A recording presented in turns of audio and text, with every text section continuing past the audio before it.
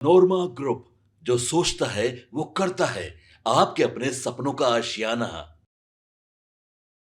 अभी अभी एक बड़ी खबर आपके सामने लेकर के हाजिर हैं। बड़ी खबर ये है कि जिस तरह की बातें चल रही थी और उपराष्ट्रपति को लेकर के जो नाम सामने आ रहे थे, उन नामों में से अब फाइनल लिस्ट तैयार हो चुका है और भारतीय जनता पार्टी ने मुहर लगा दी है। जैसे जैसे भारत के अगले उपराष्ट्रपति के चुनाव की तारीख नज़दीक आ रही थी, वैसे वैसे राजनीतिक गलियारे में बहुत सारी चर्चाएं थी। बिहार को लेकर के खास जोड़ा जा रहा था कि बिहार से इस बार नाम शामिल होगा।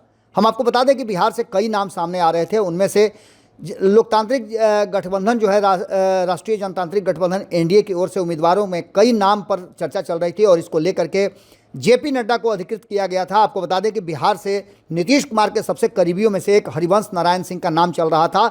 आपको बता दें कि वो नाम फाइनल हो चुका है। इस पूरी कवायद में आपको बता दें कि काफ़ी माथापच्ची करने के बाद ये तय किया गया कि किस नाम को देने और किस तरह के समीकरण बनाने से एनडीए गठबंधन को फायदा मिल सकता है। इस समय जो नाम सबसे तेजी से आगे चल रहा है, उसकी चर्चा हमने आपसे 2 दिन पहले ही किया था। राज्यसभा के उपसभापति हरिवंश नारायण सिंह का नाम इसमें चल रहा था और पत्रकारिता से राजनीति में आए हरिवंश प्रभात खबर जैसे प्रतिष्ठित अखबार के संपादक रह चुके हैं और कोयला के क्षेत्र में धनबाद, जमशेदपुर से लेकर के राजधानी पटना तक ये सामाजिक राजनीतिक ढांचे को नज़दीक से जानते हैं। और इनको लेकर के ये कहा जा रहा था कि नीतीश कुमार और भारतीय जनता पार्टी के बीच रिश्तों को बनाने में इनका महत्वपूर्ण भूमिका रहा है। पिछली बार जब नीतीश कुमार महागठबंधन छोड़ करके एनडीए गठबंधन में आए थे 2024 में, तो कहा जा रहा था कि हरिवंश की एक बड़ी भूमिका थी। हरिवंश का ताल्लुक बिहार के सिताब दियारा से रहा है। यही वो गांव है जहां से लोक नायक जयप्रकाश नारायण का भी नाम सामने आया है। और आपने देखा होगा कि जयप्रकाश नारायण ने किस तरह से बिहार की राजनीति में अपना एक अलग स्थान बनाया है। हालांकि हरिवंश वैसे क्रांतिकारी चमक और राजनीतिक तेवर वाले नेता नहीं है, लेकिन चूंकि वो जयप्रकाश नारायण के क्षेत्र से आते हैं, इसलिए इनका चर्चा भी होता है। पूर्व प्रधानमंत्री चंद्रशेखर के मीडिया सलाहकार भी रह चुके हैं और राजनीति को बहुत करीब से इन्होंने देखा है। जब जब एनडीए गठबंधन में संकट आया, तब तब ये संकट मोचन बन के सामने आए हैं। वहीं आपको बता दें कि राज्यसभा की कार्रवाई चलाने में भी इनकी अहम भूमिका रही है। समाजवादी विचारधारा से जुड़े रहे और नीतीश कुमार के करीबियों में से एक नजर आते हैं। जब नीतीश कुमार एनडीए गठबंधन से बाहर भी रहे हैं, तब भी इनका पद और उनकी कुर्सी बरकरार रही है।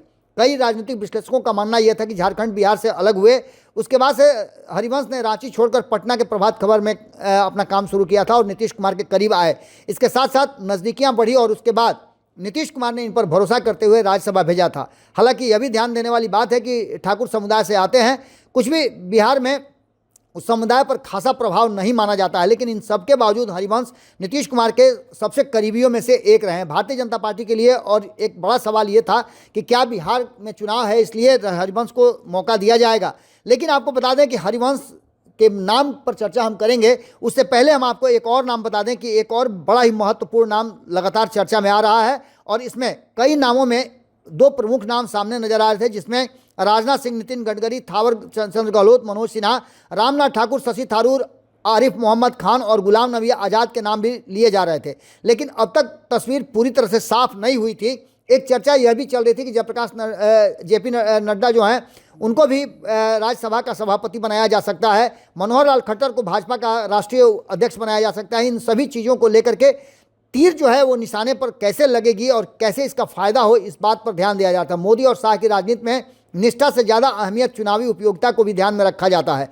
जो चुनावी रणनीति में फिट बैठते हैं, उन लोगों को आगे बढ़ा करके और चुनावी फायदे के साथ साथ पार्टी और गठबंधन को भी मजबूत रखा जाता है। पुरस्कार देकर वफादारी का भी खरीद फरोख्त होता रहा है। आपने देखा भी होगा कि समय समय पर उपराष्ट्रपति को लेकर के जो चर्चाएं चल रही थी, इस चर्चा में पद को चुनाव को लेकर के एक व्यक्ति एक पद को लेकर के भी भारतीय जनता पार्टी लगातार अपनी कवायद पर जुड़ी हुई है। सांस्कृतिक संदेश भी देने की चाह थी इसमें। ऐसे में हरिवंश और शेषाद्रीचारी का एक नाम सामने आ रहा है, जो कि काफ़ी मजबूती के साथ जोड़ा जा रहा है और इसको साउथ से जोड़ करके देखा जा रहा है। दक्षिण भारत में भारतीय जनता पार्टी अपनी पैठ बनाना चाहती है। ये शेषाद्रीचारी का नाम सबसे ऊपर चल रहा है। एक तरफ जहां हरिवंश का नाम हमने बताया, वहीं राष्ट्रीय स्वयंसेवक संघ के ऑर्गेनाइजर, अखबार के प्रमुख संपादक और एक गहरी वैचारिक पृष्ठभूमि वाले नेता माने जाते हैं। मूलतः तमिलनाडु के तंजावुर से आने वाले शेषाद्रीचारी बहुभाषी हैं। हिंदी, तमिल, मराठी और अंग्रेजी पर समान पकड़ इनकी बताई जाती है। आपको बता दें कि हम पहले भी आपको बता चुके हैं कि भारतीय जनता पार्टी और आरएसएस के बीच में लगातार जिस तरह की बातें चल रही थी और कहा यह जा रहा था कि आरएसएस चाहता है कि वो भारतीय जनता पार्टी और चुनावी रणनीति में अपनी पकड़ को ढीली न पड़ने दे। ऐसे में जो बातें चल रही थी उसमें हो सकता है कि राष्ट्रीय अध्यक्ष और उपराष्ट्रपति को लेकर के दोनों के बीच में समझौता हो चुका हो और यही कारण है कि शेषाद्रिचारी को उपराष्ट्रपति बनाने पर मुहर लगी हो।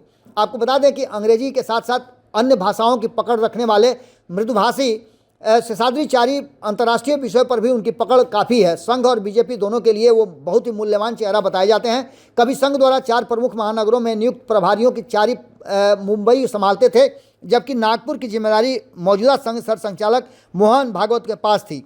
राजनीतिक गलियारे में यह चर्चा जोरों पर है कि प्रधानमंत्री नरेंद्र मोदी स्वयं उन्हें पसंद करते हैं और यही कारण है कि उनके उपराष्ट्रपति बनने की संभावनाएं बहुत ज़्यादा प्रबल हो गई हैं। बीजेपी और संघ मिलकर दक्षिण भारत के में अपनी जड़ें और गहरी करे, इसके लिए शेषाद्रिचारी का नाम रखना और उनका हिंदी पट्टी के क्षेत्रों में भी अच्छा खासा प्रभाव होना, ये दोहरा फायदा भारतीय जनता पार्टी और RSS के साथ साथ एनडीए गठबंधन को दे सकता है। चारी का नाम राजनीतिक दृष्टिकोण से बेहद सटीक बैठता है, लेकिन सवाल यह भी उठता है कि इससे संघ बार बार प्रतीकात्मक जो है वो राजनीतिक समीकरणों के आधार पर नाम तय माना जा रहा है। विचारधारा की बात करें और तपस्या की बात करें तो ये काफ़ी तपस्वी माने जाते हैं। आपको बता दें कि इनके साथ साथ जो नाम हमने पहले आपको बताया कि जिसमें इनकी जो सीधे सीधे टक्कर थी वो हरिवंश से थी। दोनों ही एक ही पृष्ठभूमि से आते हैं, दोनों पत्रकारिता कर चुके हैं, दोनों की लेखन क्षमता भी काफ़ी प्रभावशाली रही है। और ऐसे में आपको बता दें कि जो बाकी के नाम चल रहे थे, जिसमें राजनाथ सिंह, नितिन गडकरी, थावरचंद गहलोत, मनोज सिन्हा, रामनाथ ठाकुर, आरिफ मोहम्मद खान जो बिहार के अभी वर्तमान में राज्यपाल हैं, शशि थरूर का नाम भी चल रहा था जो कांग्रेस के कद्दावर नेता माने जाते हैं, तो वहीं गुलाम नबी आज़ाद का नाम भी इसमें चल रहा था। लेकिन इन सभी नामों को दरकिनार करते हुए 2 नामों में से एक नाम जो फाइनल माना जा रहा है वो शेषाद्रिचारी का है और लगभग भारतीय जनता पार्टी के साथ साथ RSS का ये जो विचार है वो फाइनल हो चुका है और शेषाद्रिचारी कभी भी जा करके अपना हलफनामा दाखिल कर सकते हैं या कहा जाए तो वो उसके लिए अपनी उम्मीदवारी तय कर सकते हैं। उम्मीदवारी के लिए वो पर्चा भी भर सकते हैं, उसके लिए पूरी तैयारी कर ली गई है। अब देखना दिलचस्प ये होगा कि नीतीश कुमार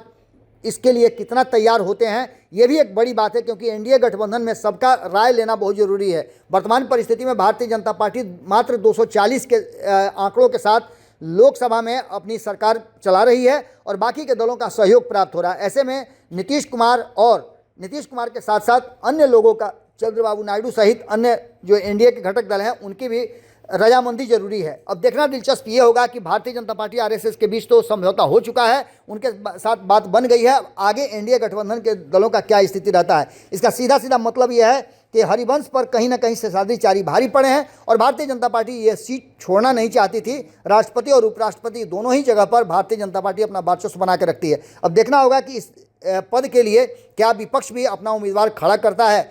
हालांकि टकराव की स्थिति तो उत्पन्न करना चाहेगी विपक्ष पूरी तरह से एकजुट नजर आ रही है और ऐसे में शेषाद्रिचारी देखना होगा कि क्या कुछ इनके साथ हो पाता है। एनडीए गठबंधन एकजुट रहा तो शेषाद्रिचारी का उपराष्ट्रपति बनना लगभग तय है।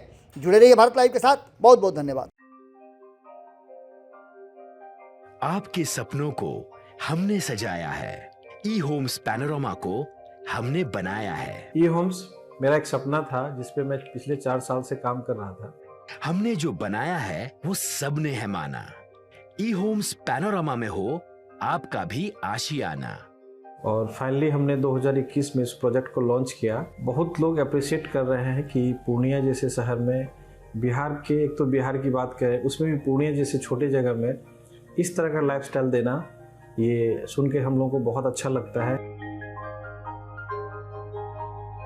ई होम्स में हमने कुछ और भी किया है, जैसे हम जिस जगह में रह रहे हैं हमारे फैमिली सिक्योर हो, उनको सिक्योरिटी का ध्यान में रखा है। आपकी सुविधा और सुरक्षा आपके लिए खास है, ये आपका विश्वास है। इसमें आर्टिफिशियल इंटेलिजेंस का 7 लेयर सिक्योरिटी का हमने इस्तेमाल किया है। लस ग्रीन कैंपस को बनाया है। यदि हमारा बाउंड्री वाल है तो वो वर्टिकल गार्डन है।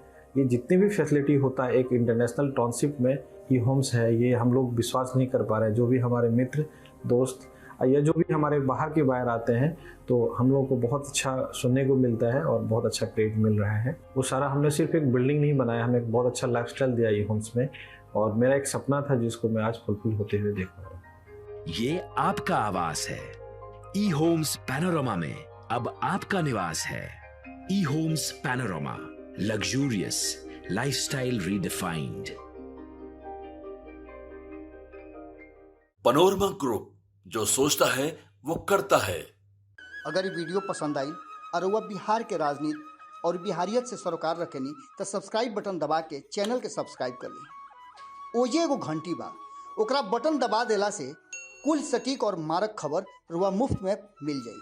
अगर रुआ पत्रकारिता के हमनी के नया प्रयोग में सहयोग कर चाहतानी तो ज्वाइन बटन दबा दी। पेटीएम नंबर नोट कर ली 9386816700।